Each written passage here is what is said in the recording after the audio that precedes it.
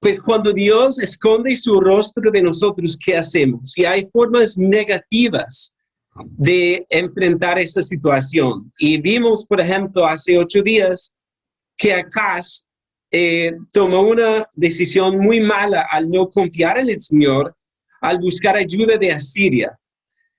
Y nosotros también, cuando no vemos una respuesta, cuando parece que Él esconde su rostro, ahí Él está probando nuestra fe. Y tenemos que preguntarnos cómo reaccionar. Miren conmigo el versículo 17 del capítulo 8 de Isaías. 8:17. Aquí vemos un versículo clave. Isaías dice, esperaré pues a Jehová, el cual escondió su rostro de la casa de Jacob, y en él confiaré. Ahí vemos la idea principal de Isaías y de esta sección de la Escritura, que si el Señor esconde su rostro, confía en él. Confía en él. Vamos a orar para que Dios nos guíe en este tiempo. Padre, queremos entregarte estos minutos y pedirte tu ayuda, Padre, para entender este texto. Oramos que tu Espíritu lo use en cada corazón, Padre, en cada necesidad. Y ciertamente hemos estado clamando a ti, Padre, por muchas cosas. Y pudiera parecer, Padre, que has escondido tu rostro, porque pensábamos que habíamos salido de esta pandemia casi, y aquí estamos en la virtualidad otra vez. Padre, hay muchos que están pidiéndote por un empleo, por sus necesidades económicas o físicas, Padre. Y oramos en esta mañana que tú nos guíes, que podamos realmente verte y entender que tú estás con nosotros en todo momento, Padre. Fortalece nuestra fe, que no sea una fe fingida, sino que sea una fe sincera, Padre, y que podamos ver más allá de las circunstancias. Te damos gracias en el nombre de Jesús. Amén. ¿Por qué debemos confiar en el Señor? Aquí Isaías es un ejemplo grandísimo de fe, de decir que esperaré pues a Jehová, el cual escondió su rostro de la casa de Jacob, y en él confiaré. Pero ¿cómo lo podía hacer él y cómo lo podemos hacer nosotros? Miren conmigo el capítulo 8 de Isaías, el versículo 9. Reuníos pueblos y seréis quebrantados. Oíd todos los que sois de lejanas tierras. Ceñíos y seréis quebrantados. Disponeos y seréis quebrantados. Tomad consejo y será anulado. Proferid palabra y no será firme, porque Dios está con nosotros. Y vemos ahí esa idea que vimos hace 8 días de Emmanuel. De hecho, en el versículo 8, miren al final, dice, oh Emmanuel. Y la idea aquí es que Isaías entiende, y debemos nosotros entender también, que Dios está con nosotros. Entonces, ¿cómo podemos confiar en el Señor cuando esconde su rostro? Pues vamos a ver 3 bendiciones grandísimas, ¿ok? 3 bendiciones grandísimas. La primera la vemos aquí y es por la presencia de Dios con nosotros. Podemos confiar en Él por la presencia de Él con nosotros. Y como ya vimos, habla de que Dios está con nosotros. Pero cuando leemos este pasaje o estos 2 versículos en su contexto, es un poco confuso. Y yo estoy viendo que Isaías hace esto mucho. Él habla de un juicio en unos versículos y mezcla con ese juicio unas palabras de confianza.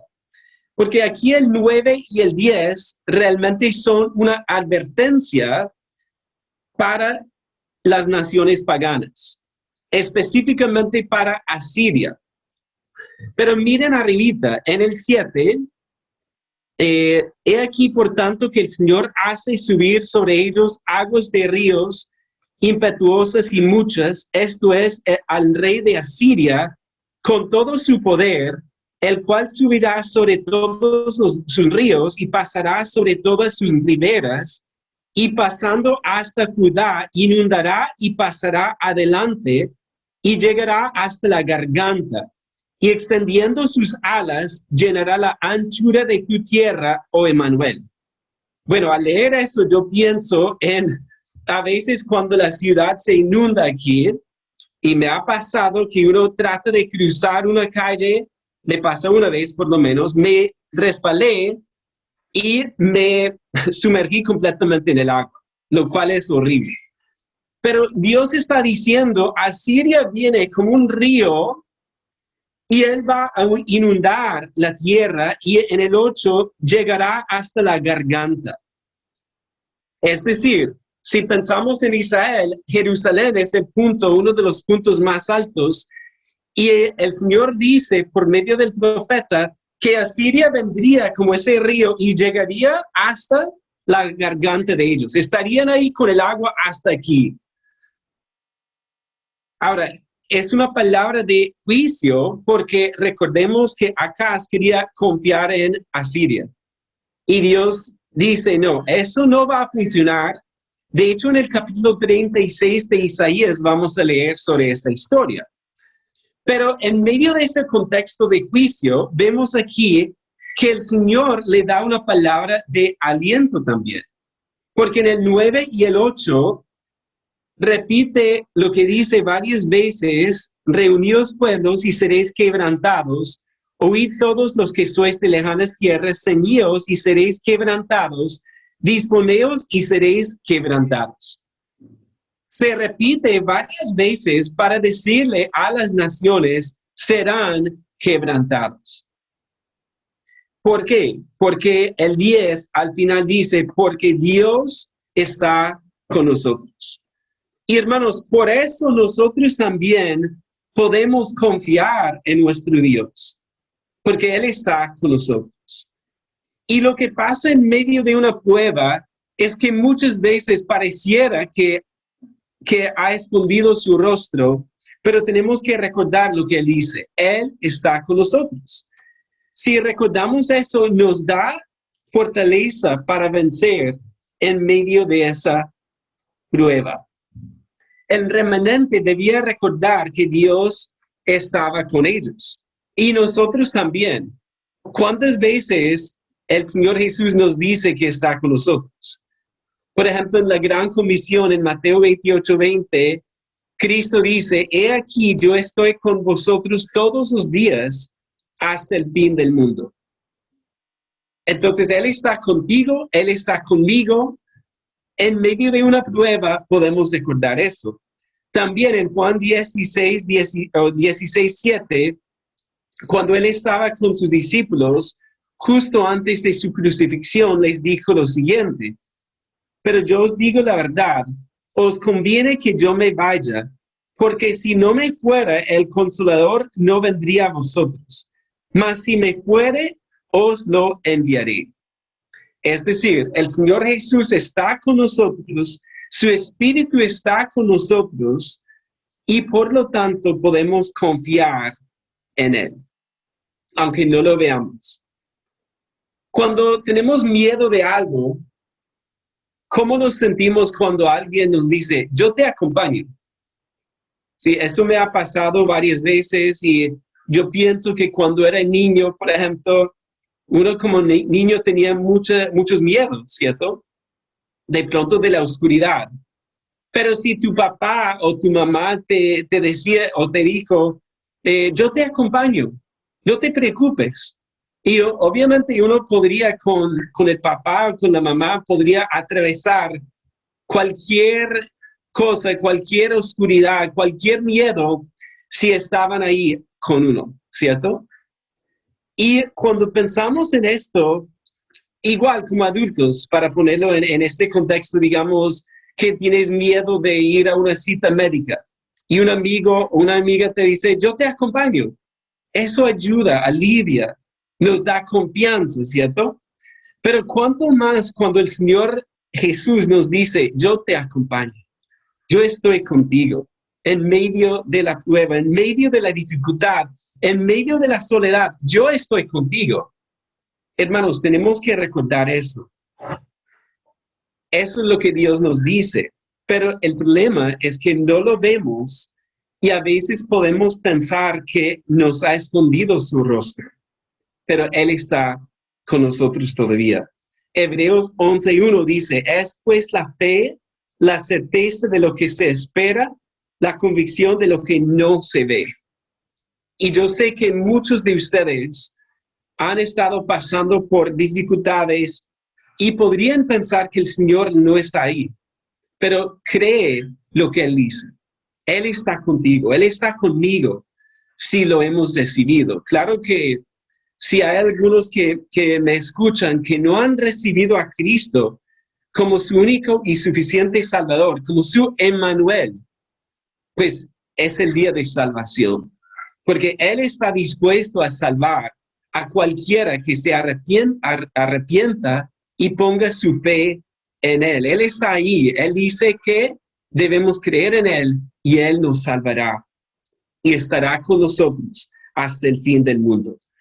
Miremos ahora la segunda bendición para poder confiar en Él. Miren conmigo el 11 y vamos a leer el 11 al 13. Porque Jehová me dijo de esta manera con mano fuerte y me enseñó que no caminase por el camino de este pueblo, diciendo, bueno, un comentario aquí. El profeta recibe unas palabras de aliento muy personal aquí, porque como vimos al principio de este libro, él iba a pasar por dificultades grandes. Y vimos eso especialmente en el capítulo 6, cuando él tendría que predicar y nadie iba a escucharme. Pero mira aquí, el 12, no llaméis conspiración a todas las cosas que este pueblo llama conspiración, ni temáis lo que ellos temen, ni tengáis miedo.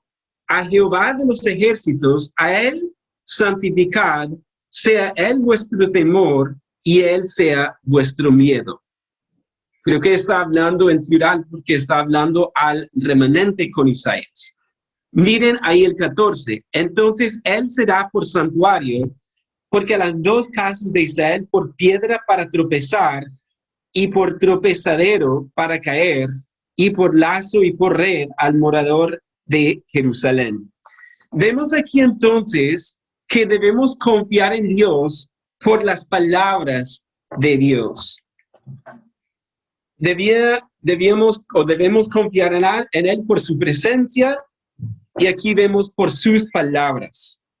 Porque ahí en el 11, qué reconfortante es escuchar en el 11, porque Jehová me dijo. Jehová le habló directamente al profeta, pero a nosotros también nos ha hablado por medio de su palabra. Y cuando escuchamos de Él, podemos entender que podemos confiar en Él. Miren el versículo 20 también. A la ley y al testimonio. ¿A qué se refiere? Pues a las palabras de Dios. De hecho, la NTV traduce así: busquen las instrucciones y las enseñanzas de Dios. Hermanos, aquí vemos la importancia de prestarle atención a la palabra revelada de Dios. Porque Dios nos ha hablado. Y en medio de una prueba, cuando esconde su rostro, tenemos su palabra aquí todavía. Y tenemos que aferrarnos a esta palabra y creerla. Y eso es lo que vemos aquí. Isaías recibió estas palabras directamente y el pueblo debía confiar en su palabra al igual que nosotros. Ahí miren el 14. Entonces Él será por santuario, pero a las dos casas de Israel por piedra para tropezar. Aquí vemos una dinámica que hemos visto, que la misma palabra puede ser por santuario o por piedra para tropezar.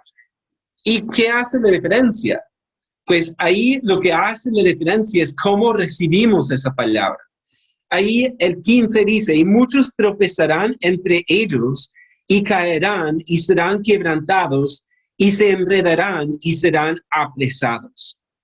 Ahí vemos que la reacción de algunos es recibir, confiar en el Señor, entender que Él es nuestro santuario, y la reacción de otros es tropezar, no confiar. Y dice ahí que serían o serán quebrantados y se enredarán. De hecho, cuando leemos este pasaje, nos debe recordar otro pasaje del Nuevo Testamento. Los invito a ir a Primera de Pedro, capítulo 2, los versículos 4 al 8. Mantengan ahí el dedo en Isaías y vamos a mirar cómo Pedro aplica este pasaje. Porque pasa igual con la palabra de Cristo. Primera de Pedro 2, el 4. Primera de Pedro es casi al final de la Biblia.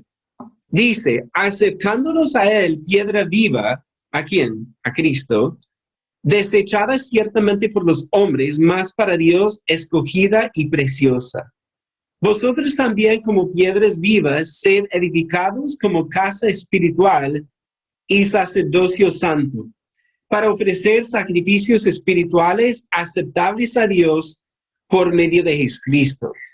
Por lo cual también contiene la Escritura, he aquí pongo en Sión la principal piedra del ángulo, escogida preciosa, y el que creyere en él no será avergonzado. Para vosotros, pues, los que creéis, él es precioso. Pero para los que no creen, la piedra que los edificadores desecharon ha venido a ser la cabeza del ángulo, y piedra de tropiezo y roca para hacer caer, porque tropiezan en la palabra, siendo desobedientes, a lo cual fueron también destinados. Y vemos ahí en el 8 la cita de Isaías 8, 14 y 15. Que Pedro, ¿qué hace? Él lee esta palabra, esta profecía, y él ve que Cristo Jesús pasa lo mismo con Cristo. De hecho, es el cumplimiento final de lo que vemos aquí en Isaías 8, que para algunos Cristo va a ser precioso, pero para otros va a ser una piedra de tropiezo. Y ellos no van a recibirlo. La diferencia es qué hacemos con la palabra de Dios y qué hacemos con Cristo Jesús. Debemos creer en Él para ser salvos y debemos creer en sus palabras para tener confianza en medio de la dificultad. Regresemos a Isaías 8, ahora de 16 al 18. Haz el testimonio, sella la ley entre mis discípulos. Esperaré pues a Jehová, el cual escondió su rostro de la casa de Jacob, y en él confiaré. He aquí yo y los hijos que me dio Jehová, somos por señales y presagios en Israel, de parte de Jehová de los ejércitos, que mora en el monte de Sión. De hecho, los mismos nombres de Isaías y de sus hijos debían ser señales para el pueblo. El nombre Isaías, ¿qué significa? Jehová es salvación. El nombre de su primer hijo, Seir Hasub, significa, como ya vimos, un remanente volverá. Y el niño del cual hablamos la vez pasada, Maher Salal Hasbaz, significa que el despojo se apresura, la presa se precipita. Y yo pensaba en ese nombre, ¿verdad? ¿Cómo sería llamarlo para cenar? Hijo, Maher Salal Hasbaz, el despojo se apresura, la presa se precipita. Ven, papi. No, qué chistoso, ¿no? Pero esos nombres debían ser señales para el pueblo. Debían enseñarles al pueblo, porque en esos tres nombres vemos el mensaje principal de esta parte de la Biblia. Porque vemos en el nombre de Maher Salal Hasbaz, el despojo se apresura, la presa se precipita. Vemos ahí el juicio que venía sobre ellos, el castigo. Vemos en el nombre de Isaías que Jehová es salvación. Debían confiar en él. Y finalmente vemos en el nombre de Sear Hasub, que el remanente volverá. Vemos en esos nombres que eran señales y presagios en Israel. Y no lo mencioné la vez pasada, algunos creen que ese hijo, Maher Salal Asbaz, era el Emanuel de aquel entonces. Puede ser. El caso es que cada uno de sus hijos y él mismo eran señales para ellos y debían creer esas palabras de Dios, esas señales de Dios. En contraste con eso, miremos lo que hicieron ellos. En el 19 al 22. Y si os dijeren, preguntad a los encantadores y a los adivinos, que susurran hablando, responded, ¿no consultará el pueblo a su Dios? ¿Consultará a los muertos por los vivos? Bueno, aquí el versículo, la traducción es un poco difícil, hermanos.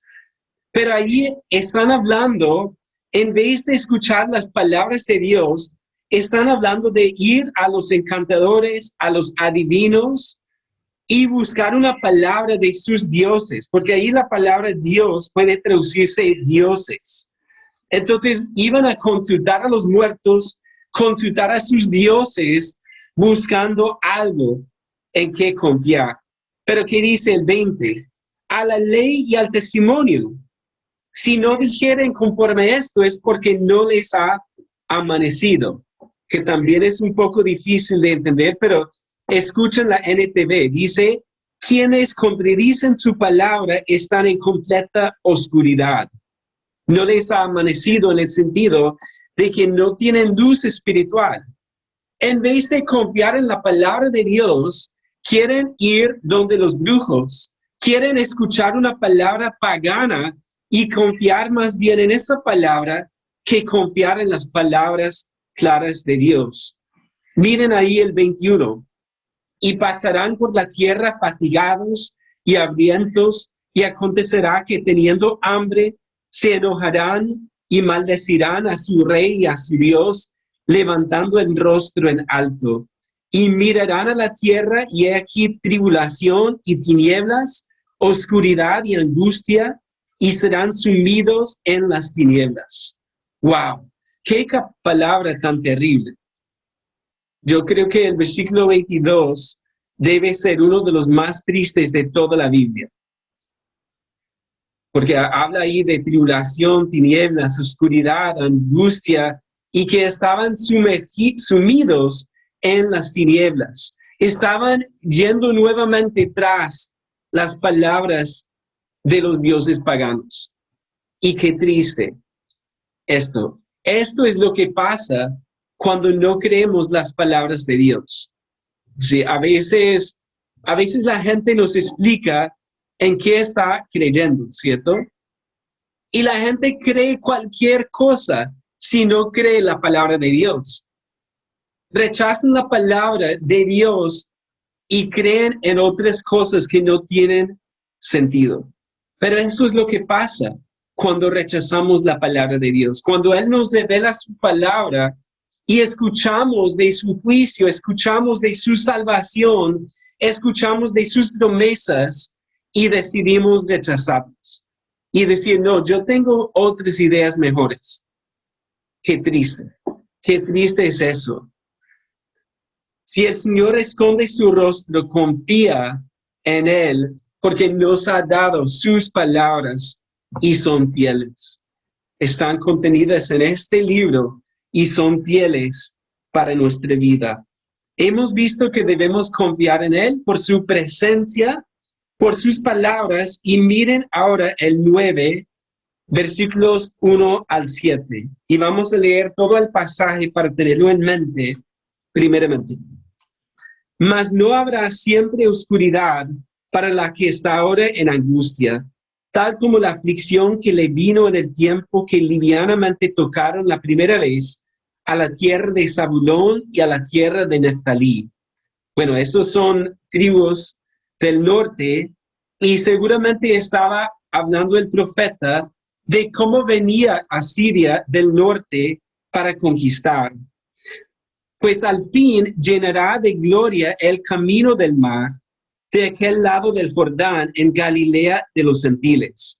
El pueblo que andaba en tinieblas vio gran luz.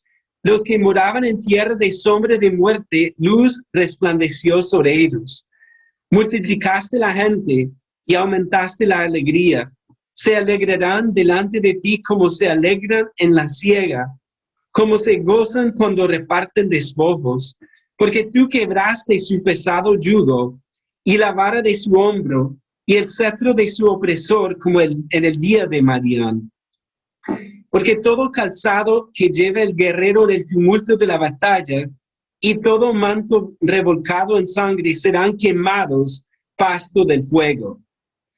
Porque un niño nos es nacido, hijo nos es dado, y el principado sobre su hombro, y se llamará su nombre admirable, consejero, fuerte Dios, Padre eterno, príncipe de paz. Lo dilatado de su imperio y la paz no tendrán límite sobre el trono de David y sobre su reino, disponiéndolo y confirmándolo en juicio y en justicia desde ahora y para siempre. El celo de Jehová de los ejércitos hará esto. Gloria a Dios por su palabra. Aquí vemos la tercera bendición grandísima por la cual podemos confiar en nuestro Dios, y es por el príncipe de paz. El príncipe de paz. Hemos visto su presencia, sus palabras. Ahora estudiemos aquí sobre el príncipe de paz. Pues como mencioné en el contexto original, la oscuridad tenía que ver con la venida de Asiria y el pecado del pueblo. Estaban sumergidos en pecado, pero cuando vemos la venida de Cristo, vemos que Mateo usa este texto para hablar de la venida de Cristo a Galilea. Recuerden, él se veía en el norte, en Galilea, en donde ellos también estaban sumergidos en la misma oscuridad del pecado, en el paganismo o en una religión falsa. Y eso es lo que vemos aquí. Y creo que nos ayuda mucho ver ese contraste entre lo que vimos en el 8, con esas tinieblas, esa oscuridad, ese pecado, y ver la venida de la luz, que es Cristo Jesús, y ver qué tan maravillosa es esa luz y cómo Él iba a llegar para dar luz a las naciones. Quiero que nos enfoquemos ahora en el 6 y 7, que son los más importantes de esta parte de Isaías. Porque un niño nos es nacido, hijo nos es dado, y el principado sobre su hombro, y se llamará su nombre admirable, consejero, Dios fuerte, Padre eterno, príncipe de paz. ¿Quién es este príncipe de paz? ¿Quién es este niño que nos es nacido? Pues muchos no lo han entendido, pero claramente tiene que ser nuestro Señor Jesucristo. Aquí, vimos en el 7:14, recuerden que hablamos de que cuando en el 7:14 dice aquí que la Virgen concebirá y dará a luz un hijo y llamará su nombre Emmanuel. Habla de un niño que iba a nacer en aquel entonces, pero después el Señor Jesús, quien sería Dios con nosotros literalmente. Y aquí vemos una profecía clarísima que solamente se puede cumplir en Cristo Jesús, porque es niño, pero es Dios fuerte. Y ese título, Dios fuerte, es un título para Dios mismo. Tristemente, la interpretación judía de estos versículos no acepta esto. Hay un rabino, un comentarista judío famoso que se llama Rashi. Rashi es quizás el más famoso, y él decía que este consejero, este príncipe de paz, debía ser Ezequías. ¿Y por qué lo decía? Pues primero porque tenía una interpretación en contra de los cristianos, porque otros judíos han dicho que tiene que ser el Mesías. Pero él decía, no, tiene que ser Ezequías. Y también, en vez de decir que el nombre son todos los términos que vemos ahí, él decía, no, que debemos solamente tomar los primeros términos como el sujeto de la oración y que el único nombre que se le aplica a Ezequiel será príncipe de paz. Escuchen cómo él lo dice. El santo, bendito sea, quien da consejo maravilloso, es un Dios fuerte y un Padre eterno. Llamó el nombre de Ezequiel el príncipe de paz, dado que habría paz y verdad en sus días. ¿Escucharon cómo él cambia el significado, hermanos? En vez de recibir lo que Dios revela, él quiso cambiar eso, porque cuando vemos esta construcción se llamará su nombre, lo que viene después es todo el nombre que se va a poner a ese niño. Entonces vemos aquí que ese niño va a ser admirable consejero, va a ser Dios fuerte, va a ser Padre eterno y va a ser príncipe de paz. El rey Ezequiel fue excelente, pero tuvo sus fallas, ¿cierto? Al final de su vida. Y miren el 7 también. Lo dilatado de su imperio y la paz no tendrán límite sobre el trono de David y sobre su reino, disponiéndolo y confirmándolo en juicio y en justicia desde ahora y para siempre. Ezequiel fue un buen rey, pero se desvió al final de su vida y después de su reinado fue conquistado. El sur de, Judá fue conquistado.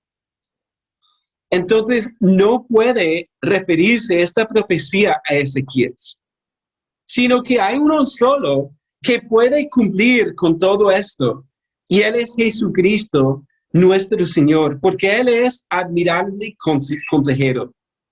Él, cuando Él habló, siempre habló la verdad, aconsejó perfectamente. Él también es Dios fuerte.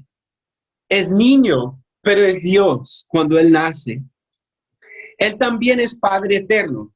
Y aquí debemos no entender esto en términos trinitarios, porque la Trinidad no fue revelada hasta el Nuevo Testamento cuando vino Cristo.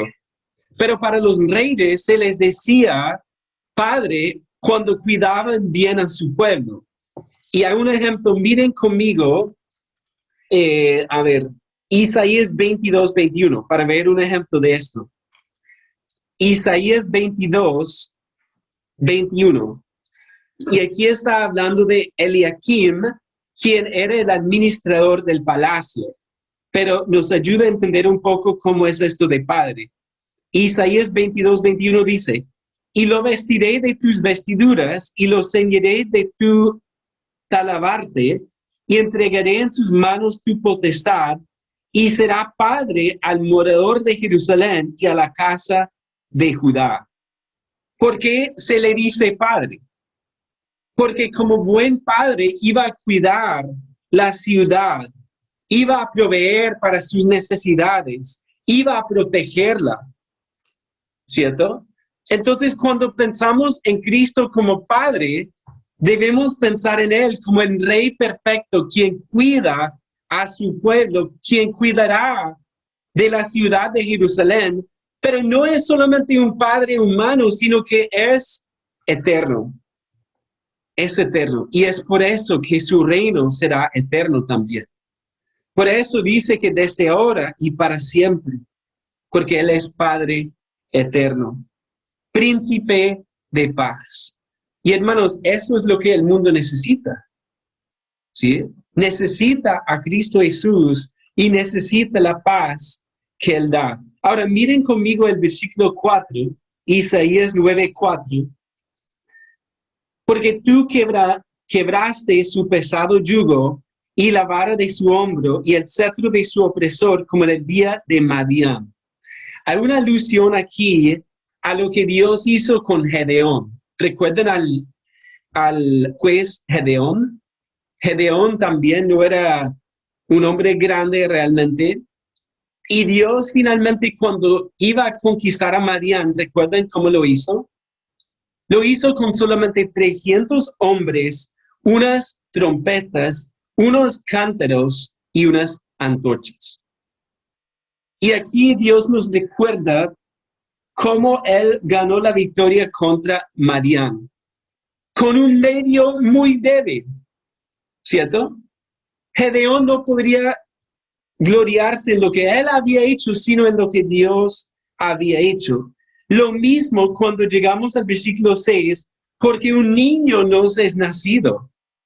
Eso es sorprendente, porque Cristo Jesús vino de la forma más humilde, la forma más sorprendente, porque se humilló y tomó forma de hombre y vino a este mundo y nadie lo esperaba así, pero debíamos esperarlo, ¿cierto? Porque fue profetizado. Pero vemos ahí que Dios usa medios sorprendentes para traer su salvación.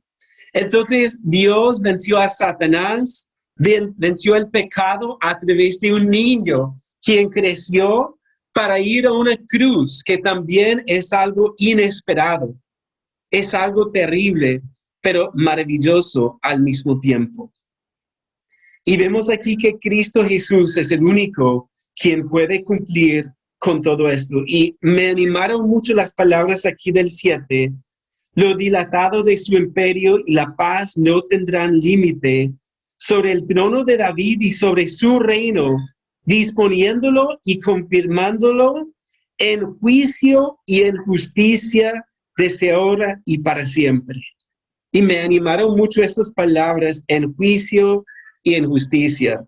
Porque, hermanos, estaba viendo las noticias, mirándole, leyéndolo el otro día, y me llenó de tanta tristeza al ver tantas noticias negativas, tantas noticias tristes en todo el mundo. Aquí en Colombia, aquí en Santa Marta, en otras ciudades, en la India, leer sobre eso. Y me leí un artículo sobre eso y yo casi, bueno, soy malo para llorar, pero casi lloro ahí al leer eso. Y en todos casos, los de la India culpaban a sus gobernantes. Eso es lo que vi más que todo, que fue la culpa de ellos que no hicieron lo que debían. Pero sencillamente, ningún gobernante ha tenido la sabiduría suficiente para manejar esta pandemia. Pero cuando pensamos en eso y pensamos en esa realidad, ¿a qué nos debe llevar? Pues debemos seguir orando, claro. Debemos seguir haciendo lo que podamos para mejorar la situación. Pero finalmente nos lleva a ver a nuestro Mesías, a nuestro Rey, quien va a confirmar su reino en juicio y en justicia. Y será el único Rey que nunca se equivoca. Que Él va a gobernar con justicia, con amor, con firmeza, con ternura al mismo tiempo. Y el 7 al final dice, el celo de Jehová de los ejércitos hará esto. Es decir, la gloria de Dios depende de cumplir su plan perfecto, lo que Él ha trazado desde la eternidad. Entonces, cuando el Señor esconde su rostro, ¿qué debemos hacer? Pues hemos visto aquí que debemos confiar en Él por su presencia. Él está contigo. Él está conmigo. Debemos confiar en Él por sus palabras. Él nos ha dado sus palabras. Él nos ha explicado qué hacer y cómo debemos de accionar. Y debemos ver la bendición también del príncipe de paz. Su Hijo, quien es Dios hombre. Su Hijo, quien vino para salvarnos y vendrá la segunda vez para reinar con juicio y con justicia. Y cuando vemos eso, no importa si su rostro está escondido de nosotros, sabemos que Él viene. Sabemos que Él tiene la historia en su mano y Él está obrando conforme a sus propósitos. Entonces, hermanos, ánimo, que el Señor está con nosotros, nos ha dejado su palabra y nuestro príncipe de paz viene por nosotros. Ahora, si alguno está escuchando y no conoce al Señor Jesús, al príncipe de paz, a Emmanuel, Dios con nosotros, pues siempre hay una invitación de parte de Él. No viene de parte de mí, sino de parte de Dios de ofrecernos su salvación, porque Él pagó por nuestros pecados en esa cruz. Él fue sepultado y resucitó al tercer día, ascendió a la diestra del Padre, y cualquiera que se acerca a Él en arrepentimiento y fe, Él salva. Y es simplemente una cuestión de reconocer tu pecado ante Él y entender que no te puedes salvar tú solo, sino que Él tiene que salvarte y creer en Él para ser salvo. Oremos. Padre, yo te pido que uses tu palabra, que uses estas verdades eternas, Padre, estas verdades sublimes, estas bendiciones grandísimas para fortalecer nuestra fe, para fortalecer nuestro ánimo, para poder seguir adelante, Padre. Te necesitamos. Y nos anima a ver, Padre, que Isaías fue muy honesto al decir que tú habías escondido tu rostro de Judá. Pero, Padre, lo cierto es que aunque nosotros tengamos esa idea, vemos en tu palabra que tú estás con nosotros. Y oramos, Padre, que cada uno podamos apreciar eso más en esta semana. Que podamos recordar que tú estás con nosotros. Que podamos disfrutar más de tus palabras, Padre, que tenemos a la mano en tu palabra. Que podamos saborearlas, que podamos apreciarlas, que podamos amarte más por lo que tú nos has dicho. Y también, Padre, esperar, anhelar con ansias la venida de nuestro príncipe de paz. Señor Jesús, te necesitamos. Ven pronto, Señor. Y oramos, Padre, que tú uses tu palabra para orar conforme a la necesidad de cada corazón. Si es de salvación, salva, Padre. Y si es para ánimo, que nos animes y que nos ayudes a seguir adelante. Te lo pedimos en el nombre de Cristo Jesús. Amén.